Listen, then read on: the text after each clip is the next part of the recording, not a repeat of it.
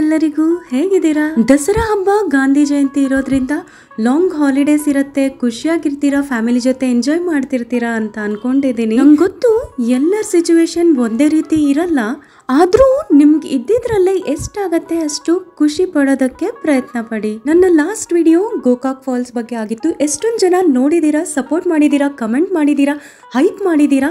Thanks a lot. ಇವತ್ತಿಂದ ನಾನು ಹಿಂದಿನ ವಿಡಿಯೋದಿಂದ ಒಂದು ಕಮೆಂಟ್ ಅನ್ನ ಪಿಕ್ ಮಾಡಿ ಶೌಟ್ ಔಟ್ ಮಾಡೋಣ ಅನ್ಕೊಂಡಿದ್ದೀನಿ. ಶಿವ ನಾಯಕ್ ಅವರು ಕಮೆಂಟ್ ಮಾಡಿದ್ರು, ನಿಮ್ಮ ಧ್ವನಿಯಲ್ಲಿ ಅಚ್ಚ ಕನ್ನಡದಲ್ಲಿ ಪ್ರಕೃತಿ ಸೌಂದರ್ಯದ ಬಗ್ಗೆ ಕೇಳೋದು ಒಂಥರ ಖುಷಿ ಆಗುತ್ತೆ ಅಂತ. Thank you so much Shiva Nayak ಅವರೇ. ಇವತ್ತಿನ ವಿಡಿಯೋ ಕುಕಿಂಗ್ ವಿಡಿಯೋನ ಹಾಕ್ತಾ ಇದ್ದೀನಿ. ರಾ ಬನಾನಾ ಚಿಪ್ಸ್ ಮಾಡ್ತಾ ಇದ್ದೀನಿ. ರಾ ಬನಾನಾ ಜಸ್ಟ್ ನಿಮಗೆ 10 ರೂಪಾಯಿಗೆ ಒಂದು ಸಿಗುತ್ತೆ. ಈಸಿಯಾಗಿ ಕಡಿಮೆ ಬೆಲೆಯಲ್ಲಿ ಹೆಲ್ದಿಯಾಗಿ ಮನೆಯಲ್ಲಿ ಚಿಪ್ಸ್ನ ಹೇಗೆ ಮಾಡೋದು ಅಂತ ಹೇಳ್ತೀನಿ, ನೀವು ಸಹ ಟ್ರೈ ಮಾಡಿ. ಇದನ್ನ ಬೇಸಿಗೆ ಕಾಲದಲ್ಲಿ ಮಾಡಬೇಕು. ನಾನು ಬೇಸಿಗೆ ಕಾಲದಲ್ಲಿ ಮಾಡಿದ್ದು ವಿಡಿಯೋ ಲೇಟ್ ಆಗಿ ಪೋಸ್ಟ್ ಮಾಡ್ತಾ ಇದ್ದೀನಿ. ಬಾಳೆಕಾಯಿನ ಈ ರೀತಿ ತೆಳುವು ಸ್ಲೈಸಸ್ ಆಗಿ ಕಟ್ ಮಾಡ್ಕೊಳ್ಳಿ. ನೀರಿಗೆ ಅರಿಶಿನ ಮತ್ತೆ ಉಪ್ಪನ್ನ ಹಾಕಿ ಬಾಯ್ಲ್ ಮಾಡಿ.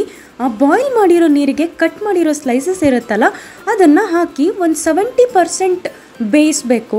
ತುಂಬಾ ಹೊತ್ತು ಬಿಡಬೇಡಿ, ಮತ್ತೆ ತುಂಬಾ ಮೆತ್ತಗಾಗ್ಬಿಡತ್ತೆ, ಅವಾಗ ಚೆನ್ನಾಗಿರಲ್ಲ ಚಿಪ್ಸ್.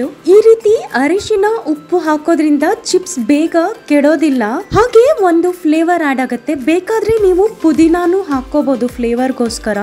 ಈ ರೀತಿಯಾಗಿ 70% ಬೆಂದಾದ್ಮೇಲೆ ಬಾಳೆಕಾಯಿನ ಸಪರೇಟ್ ಮಾಡಿ ನೀರೆಲ್ಲ ಹೋಗ್ಬೇಕದು. ತುಂಬ ಬಿಸಿ ಇದ್ರೆ ತಣ್ಣೀರನ್ನ ಹಾಕಿ ಸ್ವಲ್ಪ ಅಂದರೆ ಇನ್ನಷ್ಟು ಬೇಯದೆ ಇರೋ ಹಾಗೆ ನೋಡ್ಕೋಬೇಕು, ಓಕೆನಾ? ಎಷ್ಟು ಜನಕ್ಕೆ ಚಿಪ್ಸ್ ತಿನ್ನಬೇಕು ಅಂತ ಅನ್ನಿಸ್ತಾ ಇರುತ್ತೆ, ಡಯಟ್ ಮಾಡ್ತಿರ್ತಾರೆ, ಹಾಗೆ ಮಾಡೋದಕ್ಕೆ ಪೇಷನ್ಸ್ ಇರಲ್ಲ ಅಂಥವ್ರಿಗೆ ಬೆಸ್ಟ್ ಆಪ್ಷನ್ ಅಂತ ಹೇಳ್ಬೋದು. ಮಾಡೋದಕ್ಕೂ ತುಂಬಾ ಈಸಿ, ಕಡಿಮೆ ಟೈಮ್ ಹಿಡಿಯುತ್ತೆ, ಮನೆಯಲ್ಲಿ ಮಾಡಿರೋದ್ರಿಂದ ಹೆಲ್ತಿನೂ ಆಗಿರುತ್ತೆ.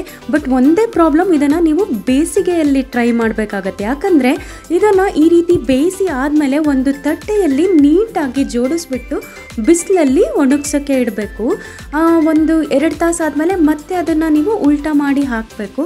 ಈ ರೀತಿ ಮಾಡಿ ಒಂದೇ ದಿನದಲ್ಲಿ ತುಂಬ ಚೆನ್ನಾಗಿ ಅದು ಒಣಗೋಗ್ಬಿಡುತ್ತೆ. ಅದನ್ನು ನೀವು ಒಂದು ಬಾಕ್ಸಲ್ಲಿ ಸ್ಟೋರ್ ಮಾಡಿ ಇಟ್ಕೋಬಹುದು. ಯಾವಾಗ ಬೇಕೋ ಆವಾಗ ಕರೆದು ತಿನ್ಬೋದು.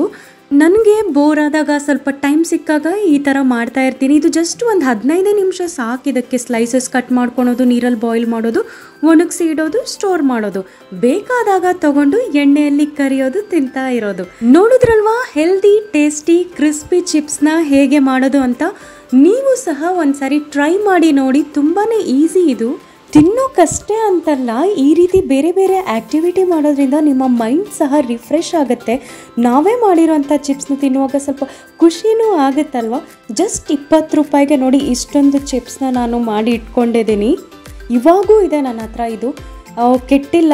ಆರಾಮಾಗಿ ಯಾವಾಗ ಬೇಕೋ ಅವಾಗ ನಾನು ಈ ರೀತಿ ಫ್ರೈ ಮಾಡಿಕೊಂಡು ತಿಂತಾ ಇರ್ತೀನಿ. ನನ್ನ ವಿಡಿಯೋ ನೋಡಿ ಸಪೋರ್ಟ್ ಮಾಡ್ತಿರುವಂತ ಎಲ್ಲರಿಗೂ ತುಂಬು ಹೃದಯದ ಧನ್ಯವಾದಗಳು. ಒಳ್ಳೆ ಕಮೆಂಟ್ಸ್ ನ ಮಾಡಿ ನೆಕ್ಸ್ಟ್ ವಿಡಿಯೋದಲ್ಲಿ ಒಂದು ಕಮೆಂಟ್ ನ ಪಿಕ್ ಮಾಡಿ ಶೌಟ್ ಔಟ್ ಮಾಡ್ತೀನಿ. ಕಂಟೆಂಟ್ ಇಷ್ಟ ಆದ್ರೆ ಫ್ಯಾಮಿಲಿ ಫ್ರೆಂಡ್ಸ್ ಜೊತೆ ಶೇರ್ ಮಾಡಿ, ಹಾಗೆ ವಿಡಿಯೋನ ಹೈಪ್ ಮಾಡಿ. ಇದಕ್ಕೇನೋ ನೀವು ದುಡ್ಡು ಕೊಡ್ಬೇಕಾಗಿಲ್ಲ. ಮತ್ತೆ ಇನ್ನೊಂದು ವಿಡಿಯೋದಲ್ಲಿ ಸಿಗ್ತೀನಿ. ಬಾಯ್ ಬಾಯ್.